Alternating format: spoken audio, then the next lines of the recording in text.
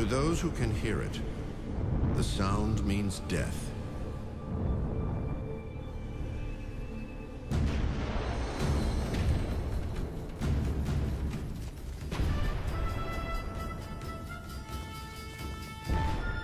America is on the brink of annihilation.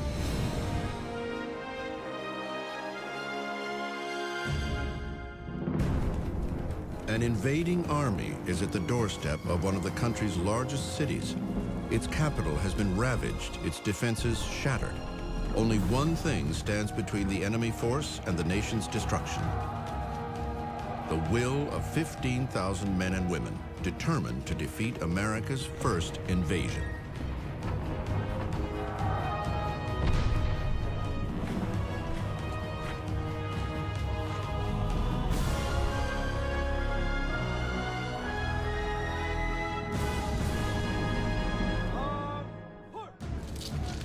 The War of 1812 was a strange and at times an illogical affair. Its reasoning was muddled, its execution mismanaged. It was named for 1 year, but took nearly 3 to fight. Its main cause was no longer a factor before the first shot was fired, and its most famous battle was fought after the peace treaty was signed.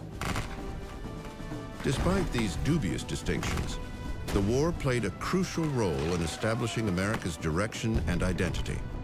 This second war for independence inspired the national anthem and allowed founding fathers to make way for a new generation of common men with uncommon courage who would lead the nation to its manifest destiny.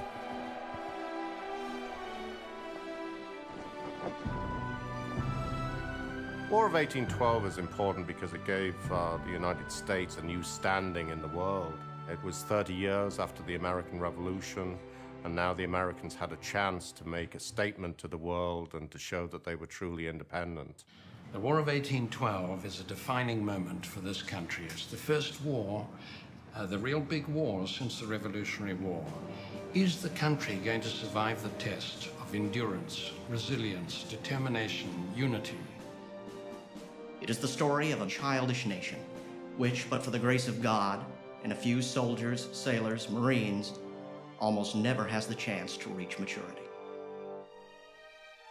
The War of 1812 is a story as much about a nation in conflict with itself as it is a clash of countries. Early 19th century America is a loose association of scattered states, bordered by a vast wilderness to the west and miles of ocean to its east.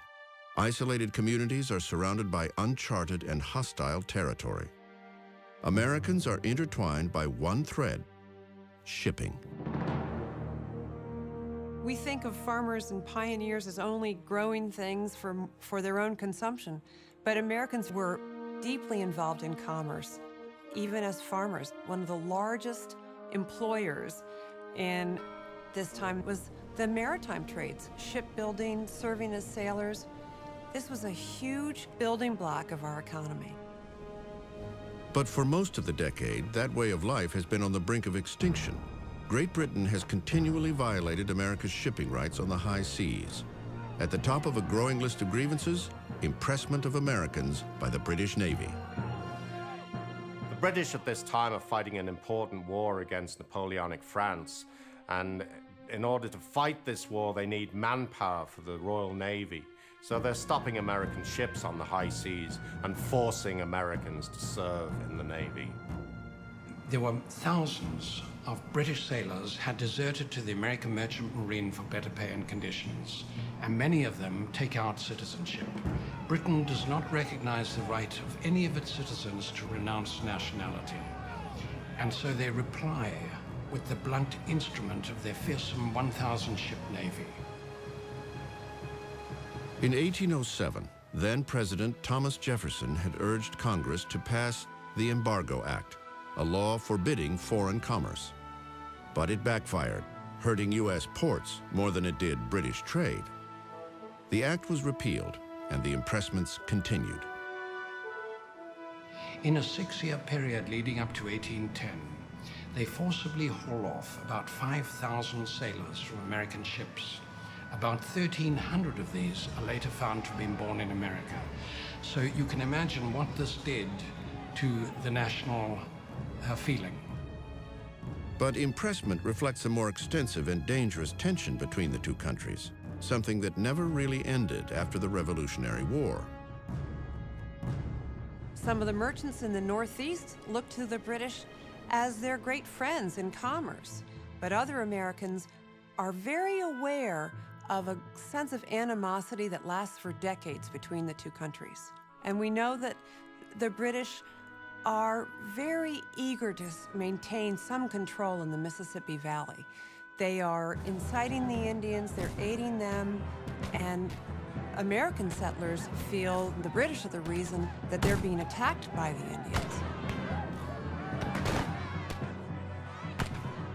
The rising tide of resentment was about to become a maelstrom, and at its center was a man who realizes that war is quickly becoming all but inevitable. At just 5 feet 4 inches tall and only 100 pounds, a pygmy as one political foe described him, President James Madison is a slight man, but he is also the towering intellect among the founding fathers and the architect of the Constitution. Madison is a complex guy. He is not very impressive physically, short, he's known as Little Jemmy, but he's got a giant of a brain. This is really one of the most brilliant men on the stage in America at the time. But if you met him, you would think, kind of a cold fish. And I think maybe today we'd call him kind of nerdy, but he turns out to be a pretty capable president. But on June 1st, 1812, Madison will put that sacred document through a new and dangerous trial. This unlikely commander-in-chief will become the first president to ask Congress to declare war. In his message to Congress, President Madison lists the grievances justifying his call for war against Great Britain. They include interfering with trade on the high seas and inciting Indian attacks on the frontier. But the issue that stirs the most outrage tops Madison's list. British ships have continually violated the American flag on the Great Highway of Nations and have seized and carried off persons sailing under its protection. They spill American blood within the waters under our territorial control. But not everyone joins the battle cry of the war hawks. What had started as a clear injustice becomes bogged down in economic and political interests. Madison's conviction reveals a deep schism in a young America. Regions with conflicting interests are about to line up on both sides of the issue, with Madison caught in the crosshairs. Madison thought that the main political problem was the opposition to the war in New England. New England opposed the war as they had opposed all of the commercial restrictions that had gone on for 5 or 10 years because they were especially harmful to it economically. Congressmen from New England and members of the opposition Federalist Party argue that this war would threaten their seaport-based livelihood. They accuse the president of embroiling the U.S. in a pointless and costly conflict. Despite the chaos that grips Washington, on June 18, 1812, Congress acts on the president's request. Every Federalist casts a nay vote, but Mr. Madison gets his war. For many, it still remains an unpopular cause. Days later, demonstrators clash in the streets of Baltimore. Dozens are killed or injured. But for Madison, there is no turning back. He realizes the issue of impressment is just the beginning of what could be a reconquest of the young nation. The decision to go to war is a battle for the soul of America itself. Madison felt, many did, that if we lost, we would lose independence. And the peace terms that Britain later proposed for the war when they thought they were winning indicated that they would reclaim American territory. Ironically, the conflict might have been avoided altogether if communication had been quicker. 2 days before Congress votes to go to war, Great Britain revokes the law authorizing impressment, thus eliminating America's main grievance. But by the time the news reaches Washington several weeks later, it is too late. The United States has entered its First World War. Despite their militant fervor, the war hawks and other pro-war Republicans ignore one glaring fact. the United States is completely unprepared to wage war. We have long been habituated to despise the Americans, sneers a British officer, as an enemy unworthy of serious regard. At the beginning of the War of 1812, the American military is practically impotent. It is a collection of small companies scattered around the United States. It is a constabulary force designed to police and enforce America's laws, but it's really a token force. Actually, they're more of a danger to themselves than to the enemy, from inept leadership. The officers who had served in the Revolution have now died away or retired. So this is a whole new generation of leadership, none of which has seen substantial combat, all of whom underestimate the substantial challenges they'll have to face. On the other hand, the British Army is at the height of its professional competence. Their troops are well trained, they're well equipped. Their officer corps, unlike the American officer corps at the beginning of the War of 1812, is young. Quite young, yet very experienced. What makes the British Army the best is determination, refusal to accept defeat. In the face of everything that might sensibly say, "You are gone," the British will stick at it and will continue until they succeed. And yet another glaring drawback faces the United States. It has no real navy to speak of. The British Navy is a huge problem. The Americans are never going to be able to create anything to compete with the size of the British Navy. So what do? We do have sailors. We do have merchants. We do have entrepreneurial, successful business people. So the Congress encourages privateers, people to go out privately and raid British shipping, hoping to kind of level the field. On the international scene, the American people of 1812 are viewed as unsophisticated, disorganized, and unrealistic. And that is just how they will fight this war. The disparity between British and American forces becomes immediately apparent in the days following the outbreak of the conflict. Just weeks after war is declared, military commanders target Britain's last stronghold in North America, Canada. The war hawks in Congress were already getting aggressively interested in Canada. They thought this is their way to get back at England for what they saw of insults to the American flag, impressment of seamen. They thought Canada would be easy pickings. What are they thinking? We've got 7.5 million people in the United States, and that's still not enough to settle all the land we have. Why are they casting an eye on Canada? We don't even have militiamen who are willing to cross that border. What many had once predicted would be a matter of mere marching turns into one of the biggest blunders in American military history. America is ill-prepared to defend its western borders, and the opening years of the war are just a series of unmitigated disasters for the young nation. Mackinac Falls, Dearborn Falls, Detroit Falls with virtually no resistance by the Americans. America simply cannot stand up to the military force of Great Britain during this time. Of all the forts to fall, Detroit is the most disastrous.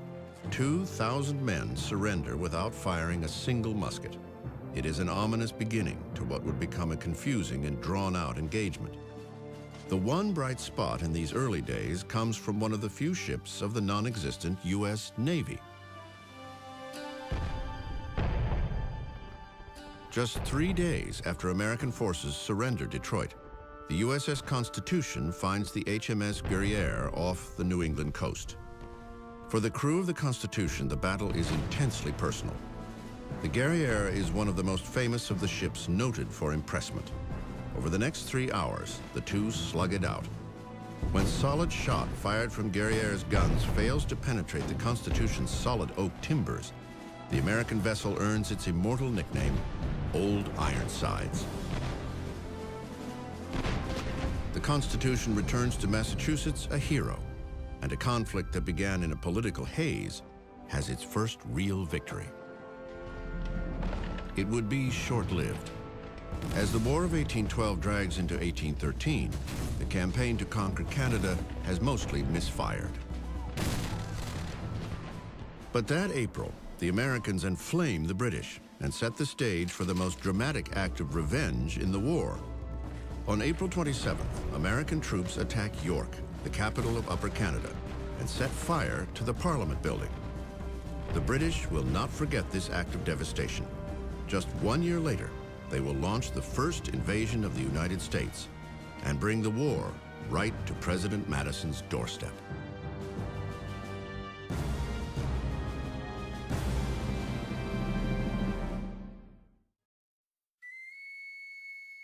From its outset, the War of 1812 has been of secondary concern to the British.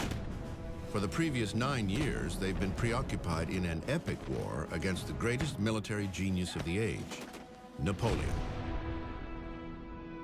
With the war going on against Napoleon in Europe, the British are very tight on what soldiers can be sent over to the Americas. They have a few regiments in the country, the one stationed in Canada, of course. So the main thing is a holding action.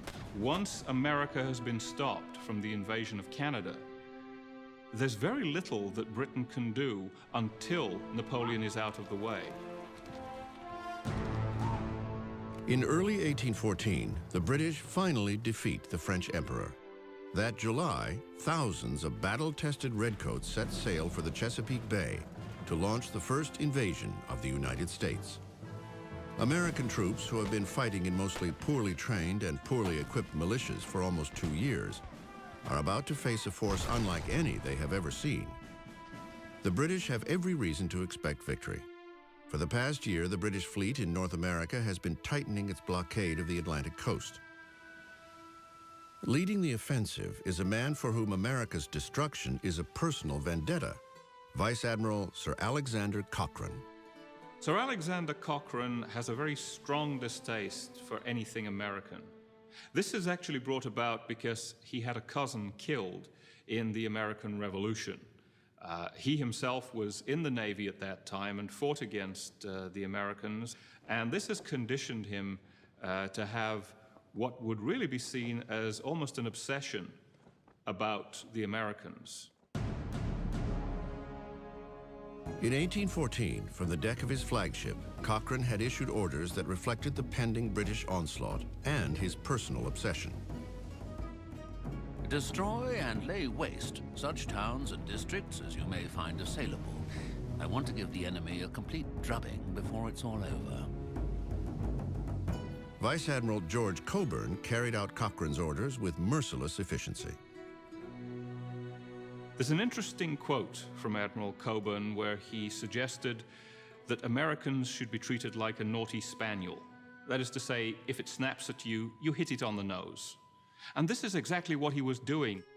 In the spring and summer of 1813, Cockburn launches raids at will along the Chesapeake, plundering villages before burning them to the ground. It is just a sampling of things to come. The British are wreaking havoc on the American countryside. There's virtually no opposition. The American military presence is not in the Chesapeake in the way it should be. All important regular assets are up along the Canadian border. So it's up to the Maryland, Virginia militia to defend an extensive border. They can't keep up. Some of these soldiers are just thugs. They are burning homes. They are raping women. The countryside is devastated. The people are horrified. It's almost like a game to Admiral Cockburn. Let's see what we can get away with here. The fear of more British raids and news of thousands of redcoats on the way soon reaches the capital. This new attack is a complete surprise for Madison. His administration is in turmoil, and he hesitates to act, mainly because of one man. The capital remained undefended, and the principal reason was the Secretary of War, John Armstrong. He was one of those characters history throws up time and time again.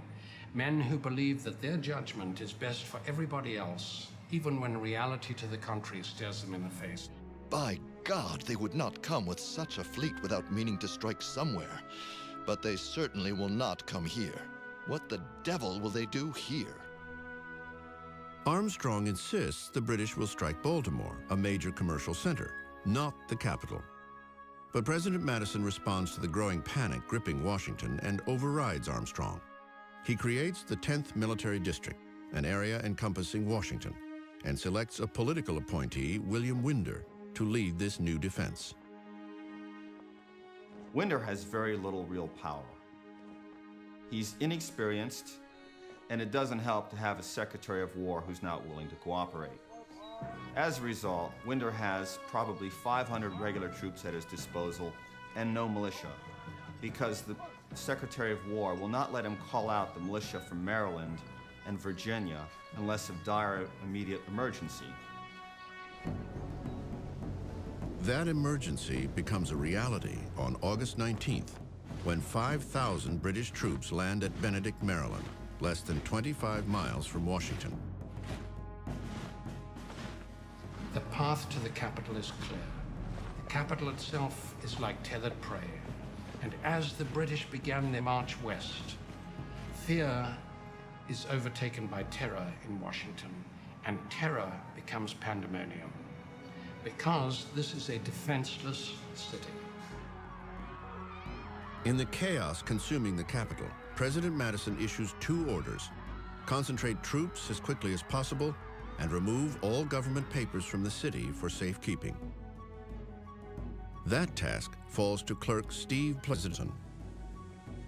He hurries to buy coarse, durable linen, which he orders cut and sewn into book bags. And into these, he and others gently put, believe it or not, the Declaration of Independence, the Constitution, international treaties, and George Washington's correspondence. While this is being done, the Secretary of War, John Armstrong, passes by and rebukes Pleasanton for being an alarmist for thinking the British were on their way to Washington.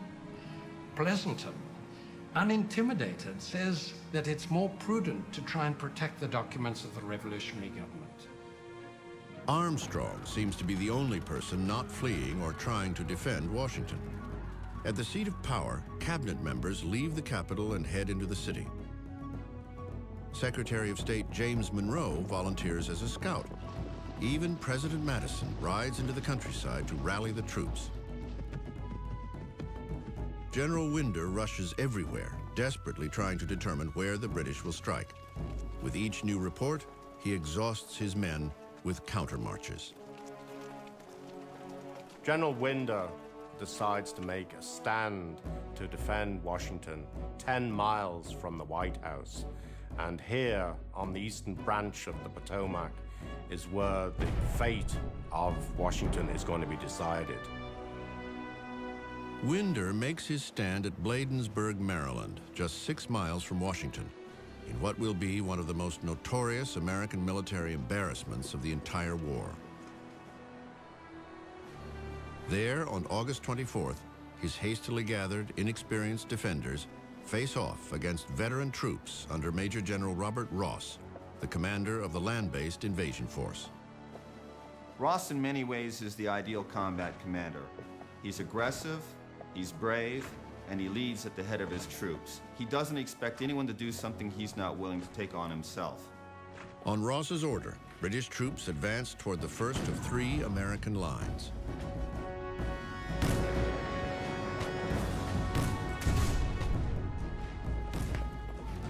They quickly outflanked the defenders and forced them to retreat. As the British moved toward the second line, American artillery blasts the oncoming light brigade. Despite this deadly onslaught, the second line begins to break. Most of the British soldiers under Ross are veterans of the Peninsula War. They've been up against some of the best troops in the world, the French. And they're just amazed, however, at how slight the resistance is from the Americans. They expected more from Yankee Doodle. The third line makes a desperate last stand until the British finally overrun them. General Winder orders a retreat that turns into a panic-stricken race back to Washington. They run so fast that the Redcoats suffer heat stroke trying to keep up with them. Charles Ball, a free black and one of the defenders on that third line, recalls the last moments of what will go down in history as the Bladensburg races. If the militia regiments could have been brought to charge the British, we should have killed or taken the whole of them in a short time. But the militia ran like sheep chased by dogs. In just 1 hour, all resistance has been wiped off the map. Now nothing stands in the way of the British as they advance toward Washington, less than 1 day's march away. Madison realizes that the onslaught is inevitable and seeks to remove himself from harm's way. Maybe it's something like George Bush on 9/11. He's trying to find a place where he can get a hold of the situation, find out what's happening, make sure that there's not going to be more trouble in Washington, and if there is, he wants to be somewhere else. In the aftermath of the battle, the once flourishing capital is becoming a ghost town as government officials flee the city. Battered American troops staggering back into Washington have no information of the president's whereabouts. Within hours, the British invasion force will enter Washington. As the capital descends into chaos and with the president and members of his cabinet unaccounted for, one woman will spearhead the last defense of the seat of power before the Redcoats put it to the torch.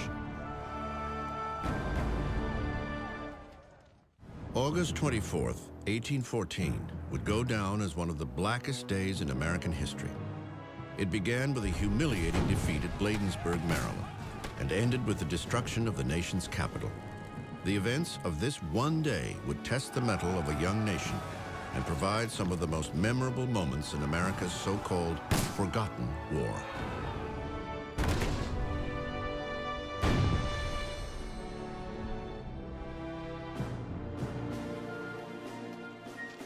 While the British overrun American forces and advance on Washington, just 6 miles away, one woman remains firmly entrenched in the White House, the First Lady, Dolly Madison.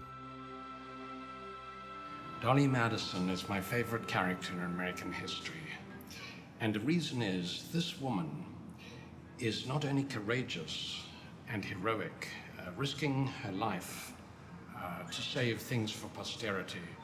This is a woman who is beloved, the most beloved woman ever to occupy the White House, admired and respected by the rich, absolutely beloved by the poor. Dolly and James Madison make up one of the oddest couples in Washington. While the president was bookish and introverted, she was the life of the party. She loved to dip snuff, play cards, and scoop ice cream, all while modeling the latest fashions. But don't think of her as someone who is superficial. People think of her as someone that they respect. They understand that she has the ability to bring out the best in her husband. She makes the president more approachable. She helps bring factions together within the Republican Party. She's a very astute and very charming First Lady. But within hours, the British would be at the doorstep of the house she had transformed into the center of Washington society. She receives word from her husband, who's out rallying troops. Evacuate the White House.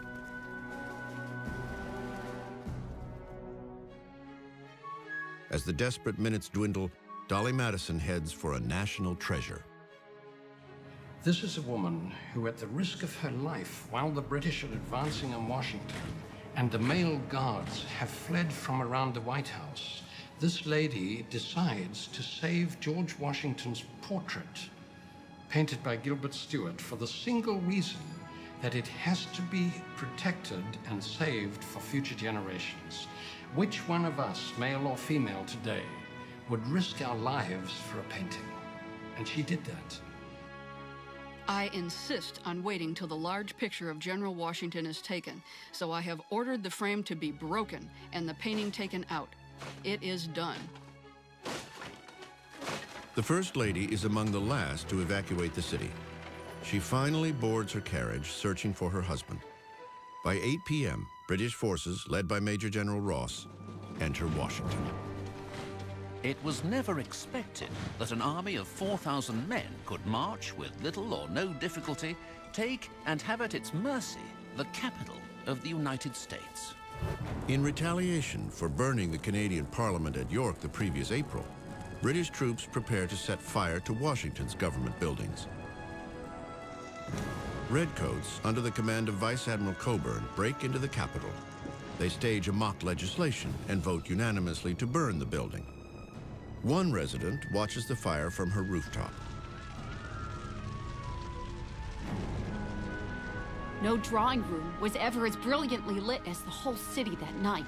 As flames burst through the roof of the Capitol, there was a roll of thunder. At about 10:30 p.m., the men move on to another key government target, the White House. In the dining room, they find the table set. Coburn orders wine poured, and in a sarcastic toast to the president, drinks to Jemmy's health. Soldiers rampage through the rooms, grabbing souvenirs, including a ceremonial sword and a pair of rhinestone buckles. Even Major General Ross pockets President Madison's love letters to Dolly.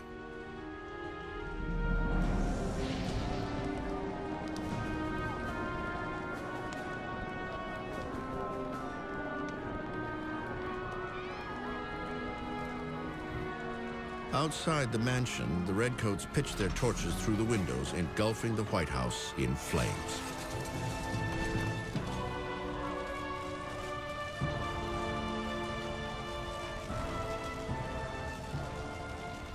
The destruction of Washington's public buildings, these fires, the glow of which was seen 50 miles away, struck at the hearts of many Americans wherever they were.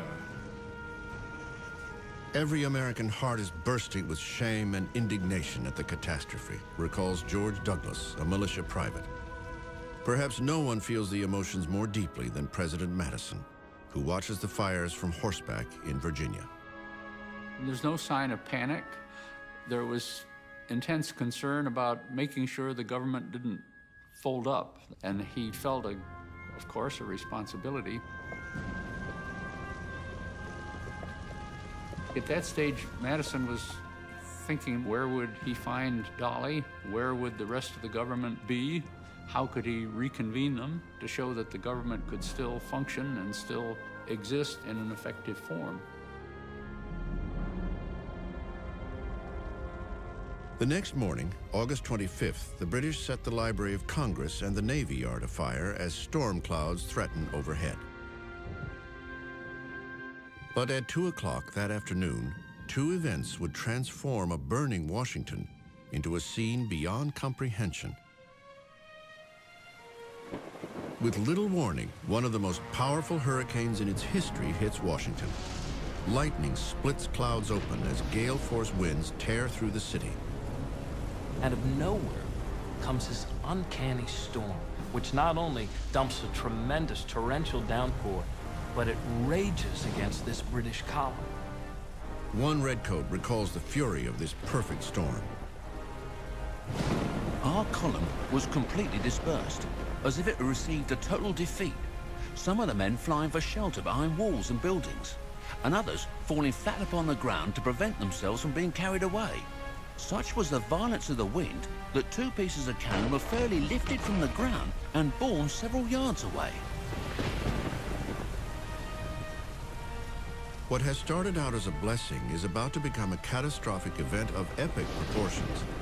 As the hurricane wreaks destruction throughout the burning city, a tornado suddenly appears from the sky and shears through the center of the Capitol.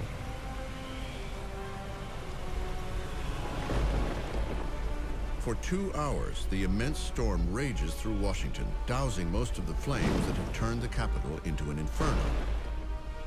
We now know a tornado actually touches down like the wrathful hand of God from the Old Testament and inflicts more casualties in the middle of that British column than they even suffered in Bladensburg. When the storm clears out the next day, so do the British. The invasion force returns to Benedict, Maryland, a battered and bewildered unit. Meanwhile, the President and First Lady finally reunite at a roadside tavern. They return to Washington on August 27th and view the devastation. In just 24 hours, a capital that had taken 10 years to build had been reduced to a charred wasteland. The White House is now a smoldering, roofless shell. The Madisons realize that they will never live there again. Dolly's depression turns to bitterness, and the president condemns the British as damned rascals.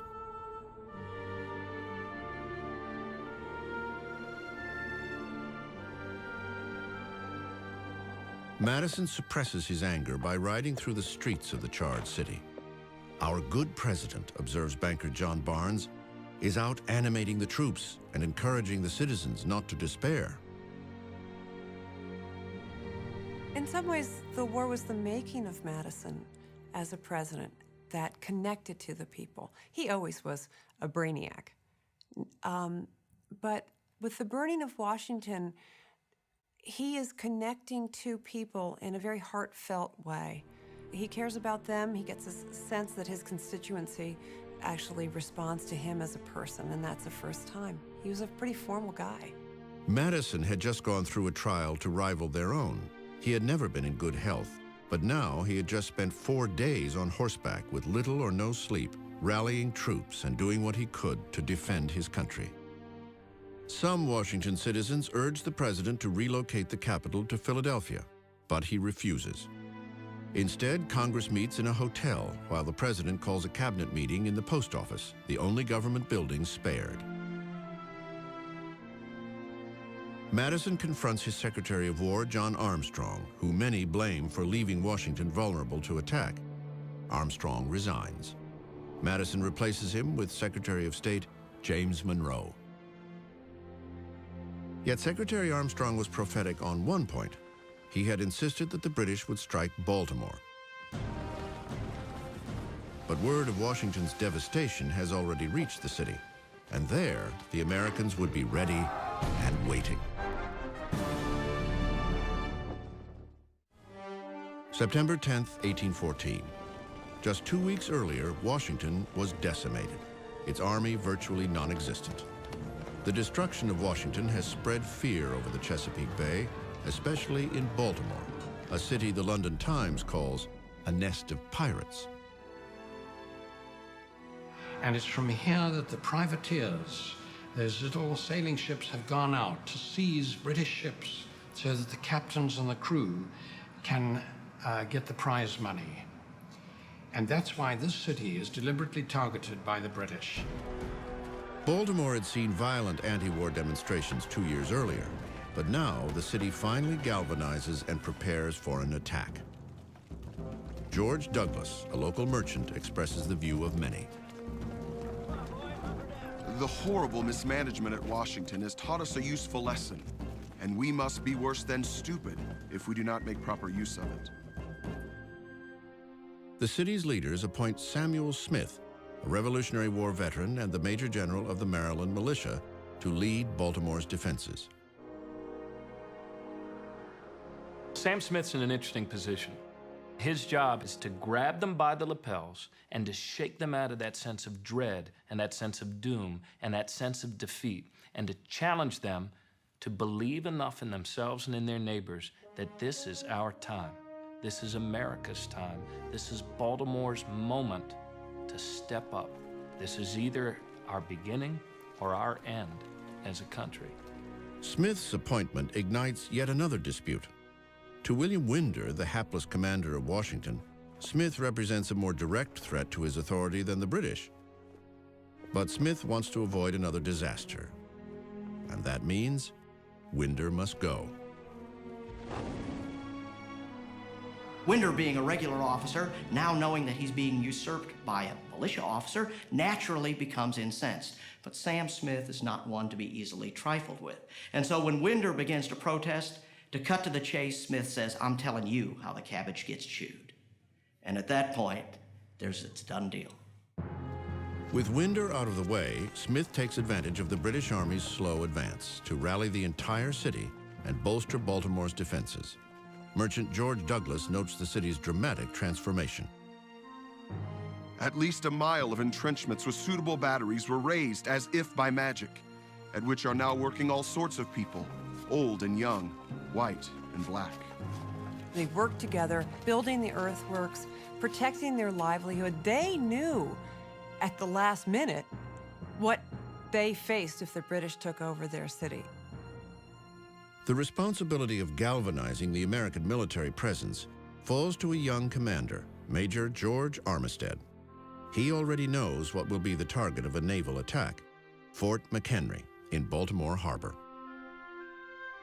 Major George Armistead, 38 years old, artillery officer.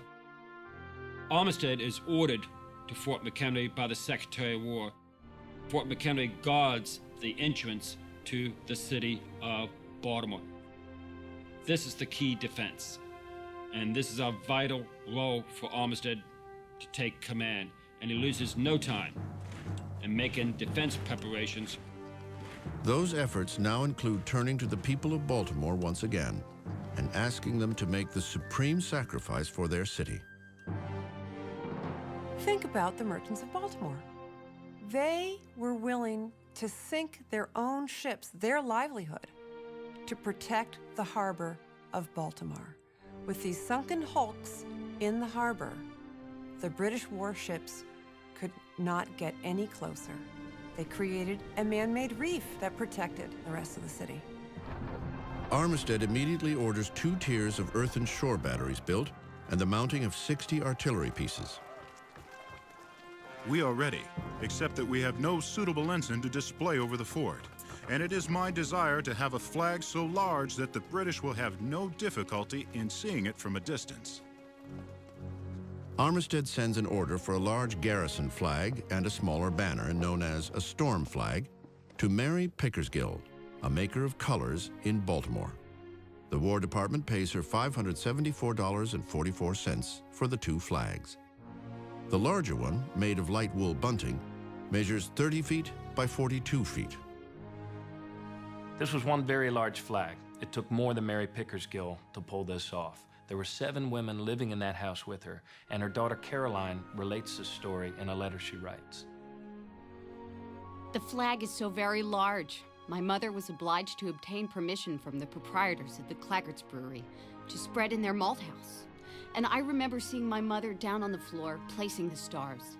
My mother worked many nights until 12 o'clock to complete it in the given time. Soldiers hoist the new stars and stripes over Fort McHenry, capping the defensive preparations of Baltimore. As the largest flag in the country, it satisfies Major Armistead's order. The British will have no difficulty in seeing it. By 10 o'clock p.m. on September 10th, the city settles in, the entire area shrouded in an eerie silence. Everyone in Baltimore is aware of what is at stake. Now, the only thing they can do is wait.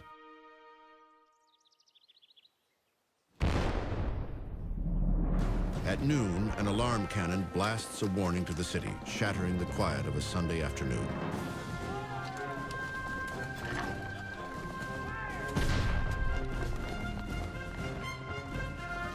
Lookouts have sighted the British fleet off North Point. Some citizens respond in panic. Others rush to defend the city.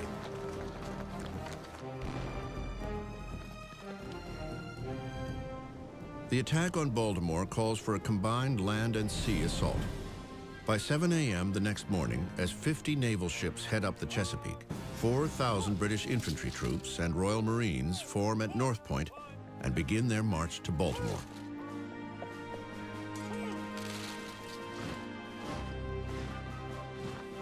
Marching in the hot, humid conditions of a Chesapeake Bay summer would be hard enough as it is, but marching in a woolen uniform with equipment, musket, 60 rounds of lead balls, haversack, knapsack, water canteen, was absolutely draining to the soldiers.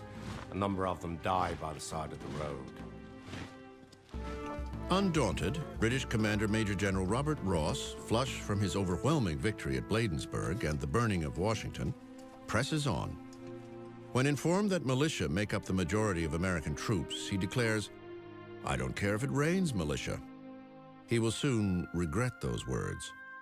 This time, Ross will face off against American General John Stricker, a leader with a very different attitude than his colleagues in Washington. Stricker is determined that this time the militia won't run like sheep chased by dogs as they had outside the Capitol. Outnumbered, outgunned, and knowing that they are now facing the best army in the world, Stricker instead gives his men a different order: attack. The militia are not prone to stand a bayonet attack in the daylight, let alone in the dark. So Stricker realizes he must act. He sends an expedition forward of riflemen, cavalrymen,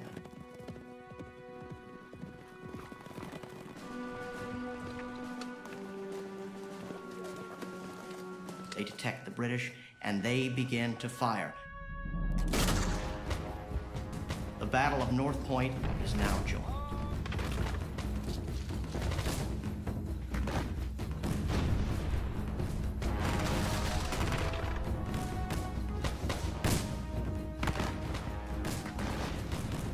As the fire intensifies, General Ross rides up to assess the situation.